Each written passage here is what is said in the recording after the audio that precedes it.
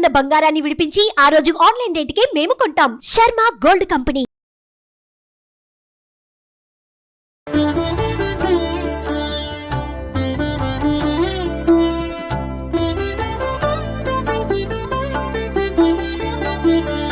నమస్కారం. మాఘపురాణం 28వ అధ్యాయంలోకి వచ్చాం. ఈ 28వ రోజు మార్చి 11వ తారీఖు మహాశివరాత్రి సందర్భంగా శివరాత్రి మహాత్మ్యాన్ని వర్ణించే కథా విధానాన్ని చెప్పుకుందాం. అయితే ఈ మాఘమాసం నుండే శివరాత్రి పర్వదినం వస్తుంది. వివరంగా తెలుసుకోవడం మనకి శ్రేయోదాయకం కాబట్టి శివ మహాత్మ్యమును ఈ శివరాత్రి నాడు చెప్పుకుందామని చెప్తున్నారనమాట. భక్తితోనూ శ్రద్ధతోనూ వినాలి. ఈ శివరాత్రి మహామహిమాన్వితమైనది. అందరూ తప్పకుండా ఆచరించవలసిన రోజు కాబట్టి శ్రద్ధాళువుగా వినండి, ముక్తి పథాన్ని పొందండి అని చెప్తున్నారనమాట. మహాశివరాత్రి మహేశ్వరునికి అత్యంత ప్రీతికరమైన రోజు. ఇది కృష్ణపక్ష చతుర్దశి నాడు వస్తుంది. అంటే బహుళ అమావాస్యకు ముందు రోజున వచ్చును. అయితే ఈశ్వరునికి అత్యంత ప్రీతికరమైంది అవటం వల్ల ముల్లోకాల్లోని సమస్త ప్రాణులు శివుణ్ణి ఆరాధిస్తాయి. మహాశివరాత్రి నాడు శివుణ్ణి ఆరాధిస్తే సర్వ పాపాలు నశించిపోతాయి. అయితే శివరాత్రి అనేది ప్రతి మాసంలోనూ వస్తుంది. మాస శివరాత్రి అని చెప్పుకుంటాం కదా. అయితే మాఘమాసం అందు బహుళ అమావాస్యకు ముందు రోజైన రోజునే చతుర్దశిని మహాశివరాత్రిగా అంటారు. శివరాత్రి నాడు భక్తులందరూ నదిలో కానీ కాలవ యందు కానీ లేదా నీటి తావు ఎందంటే బావులు వాటి దగ్గర కూడా శుచిగా స్నానం చేయాలి. తర్వాత శివ పూజ చేసుకోవాలి. మహాశివరాత్రి నాడు మహేశ్వరుని బిల్వపత్రాలతో పూజించాలి. శివలింగానికి క్షీరాభిషేకము మొదలైన విశేష పూజలు చేయాలి. పంచామృతాభిషేకం కూడా చేస్తారు. నారికేళ తీర్థాభిషేకం, కొబ్బరి నీళ్ళతో అభిషేకం చేసినా కూడా విశేషమైన ఫలప్రదమట. అష్టోత్తర శతనామావళితో పాటు షోడశోపచార పూజ కావించాలి. ధూపదీప నైవేద్యాదులతో పూజించిన పిమ్మట ప్రసాదాన్ని తీసుకోవాలి. భక్తి శ్రద్ధలతో ఈ మహాశివరాత్రి పూజ చేస్తే సమస్త పాపాలు హరించుకుపోవటమే కాక అంత్యమందు మోక్షం సిద్ధించి కైవల్య ప్రాప్తిని పొందగలరు. శివరాత్రి జాగరణ చేసి అనంతరం మరునాడు అమావాస్య నాడు కూడా స్నానం ఆచరించినతో అంటే నదీ స్నానం అన్నమాట మోక్షపదాన్ని పొందుతారు. శివరాత్రిని మించిన పర్వదినం శివ పూజకి ఇంకొకటి లేదట. కాబట్టి శివునికి అత్యంతమైన ఈ ప్రీతిపాత్రమైన ఈ రోజున శివాలయాల్లో శివార్చనలు, బిల్వార్చనలు, రుద్రాభిషేకములు, భస్మాభిషేకాలు, అన్నాభిషేకాలు కూడా జరుగుతూ ఉంటాయి. విశేష పూజలు సర్ది అవన్నీ కైలాసానికి దారి చూపిస్తాయి అన్నమాట మనకి. ఈ శివరాత్రి నాడు స్త్రీ పురుష భేదం లేకుండా జాతి మత కుల విచక్షణ లేకుండా సర్వులు ఆచరించవచ్చు. శివరాత్రి నాడు జాగరణ చేసి సంకీర్తనలు, భజనలు, శివపురాణ శ్రవణము చేస్తే కలిగే పుణ్యం అంతా ఇంత కాదు. విశేష పుణ్య ఫలప్రదము. దీనికి నిదర్శనానికి ఒక బోయవాడి కథని చెప్తున్నారండి. మామూలుగా మనం మహాశివరాత్రికి చెప్పుకోవాల్సిన కథ, మహాశివరాత్రి ఎట్లా ఆ రోజున ఎలాగా అగ్నిలింగం ఎలా ఉద్భవించింది అది మనం శివరాత్రి ఎపిసోడ్లో చెప్పుకుంటాం. మాఘపురాణంలో ఏం చెప్పబడిందో మాత్రమే ఇప్పుడు చెప్పుకుంటున్నాం అన్నమాట. పూర్వం శబరీ నదీ తీరంలో కులీనుడనే బోయవాడు తన భార్యాబిడ్డలతోటి నివసించేవాడు. అతను నిత్యం అడవికి పోయి పశుపక్షాదులను, మృగాల్ని వేటాడి చంపి వాటి మాంసంతో తన భార్యాబిడ్డల్ని పోషించుకునేవాడు. అతనికి నిత్యము జీవితం ఒక గడ్డు సమస్యగా ఉండేది. ఆహార సంపాదన అనేది ఇలా కష్టసాధ్యంగా ఉంటే గడ్డుగానే ఉంటుంది పాపం. మరి దినదినగండ నూరేళ్ల ఆయుష్ అన్నట్టుగా అడవిలో వేటాడిన ఆహారాన్ని ఇంటికి తీసుకొచ్చి వండించుకునేదాకా ఆ అనుమానమే అన్నమాట, ఆహారం దొరికిందా లేదా అనేది. నిత్యము వేటే, ఇంకేం లేదు. కానీ వీడు వేటలో కడు నేర్పరట. భగవంతుడు ఆదుకుంటాడు పాపం ఇలాంటి జీవుల్ని. క్రూర మృగాల్ని కూడా కడు నేర్పుతోటి సంహరించి వాటి మాంసంతో జీవనం గడిపేవాడు. అతను కనిపిస్తే క్రూర జంతువులు, సాధు జంతువులు కూడా పారిపోయేవి జంతువులు అతను చూసేసరికి. అడవిలో స్వేచ్ఛగా విల్లంబులతో సంచరించేవాడు. ఒకసారి యథాప్రకారం అతను అడవికి వేటకెళ్తే ఒక్క జంతువు కూడా కనపడలేదట. సాయంత్రం కావస్తోంది. రిక్తహస్తాలతో అంటే ఖాళీ చేతులతో ఇంటికెళ్తే భార్యాబిడ్డలు పస్తులతో ఉండాల్సి వస్తుందని ఎలాగైనా ఒక జంతువునైనా వేటాడి ఇంటికి తీసుకెళ్లాలని వేటను తీవ్రంగా వెతికాడు అడవంతా. అయినా అతని కృషి ఫలించలేదట. ఆకలి దప్పులు ఎక్కువైపోయినాయి, నీరసం వస్తోంది, మనసు కుంగదీసేస్తోంది. పెళ్ళాం పిల్లలు పాపం ఆకలితోటి ఉంటారని పట్టుదల ఎక్కువైపోయింది.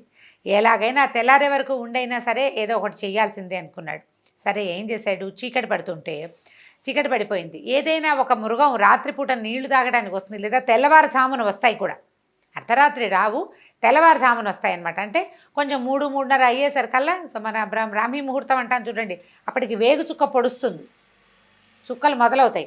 కొన్ని జంతువులు గుంపులుగా మంచినీళ్ళకి వస్తాయన్నమాట. పగటి వెలుతురు అక్కర్లా వాటికి, రాత్రిపూట ఉన్న చిన్న కను వెలిగే చాలు. కాకపోతే ఆ చతుర్దశి నాడు అమావాస్యకి ముందు మనకి కనువెలుగు కూడా మనకైతే కనపడదండి, ఈ ఊళ్ళల్లో కనిపించదు. కానీ అడవుల్లో జంతువులకి వాటికి తెలుస్తుంది.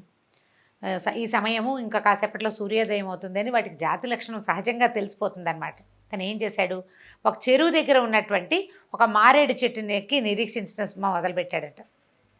ఎప్పటికీ సరే ఇంకేముంది, పొద్దుగూకిపోయింది, అర్ధరాత్రి అయ్యింది, సరే అయినా సరే పట్టుదల వెళ్ళ తెల్లవారుజామున చలి పెరిగింది. చలి కంటే ఇప్పుడు మాఘమాసంలో మన ఊళ్ళలో పెద్ద చలి ఇది, కానీ అడవుల్లో వేస్తుంది. చెట్ల దగ్గరగా ఉండే వాళ్ళకు కూడా చలి తెలుస్తూ ఉంటుంది.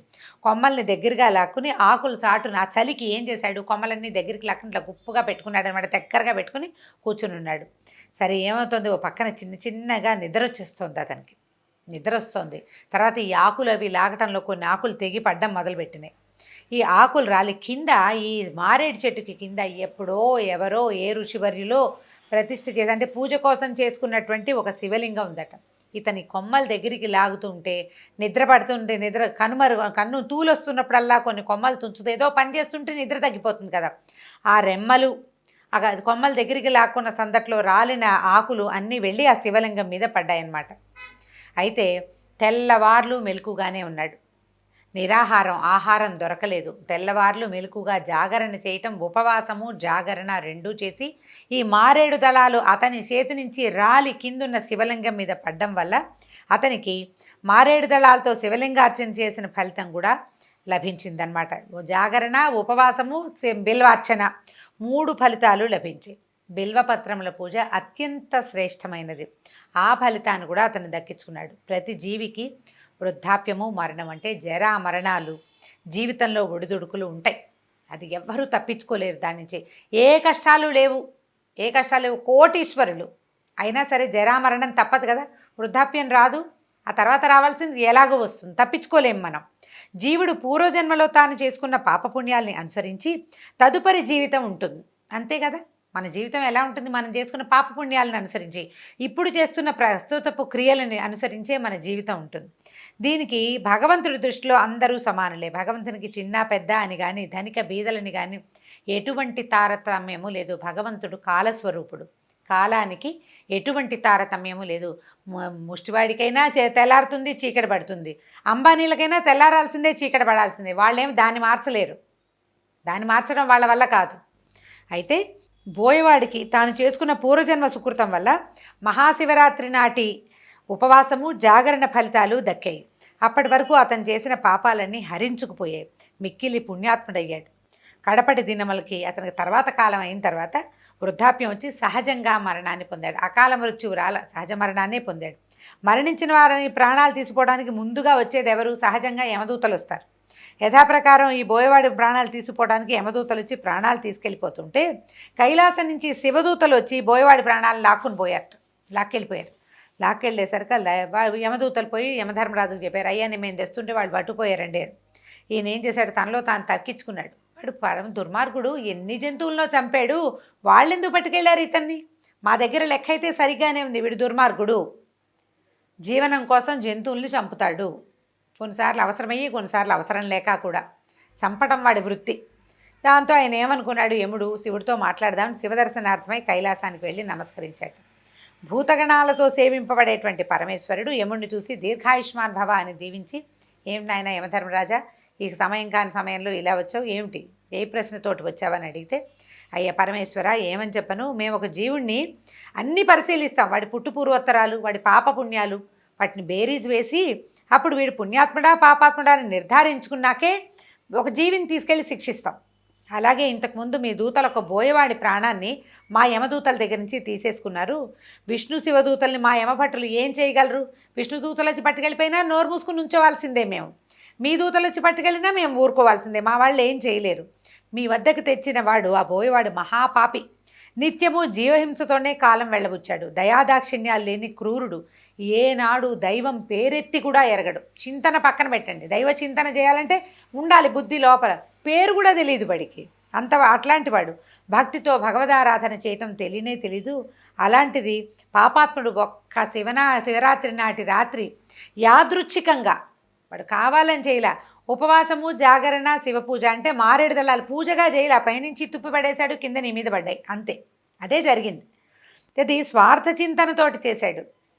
ఉపవాసము జాగరణ అంటే దొరకలేదు కాబట్టి తినలేదు, పడుకునే అవకాశం లేదు కాబట్టి పడుకోలేదు, శ్రద్ధతోటి భక్తితోటి చేసింది కాదు అది.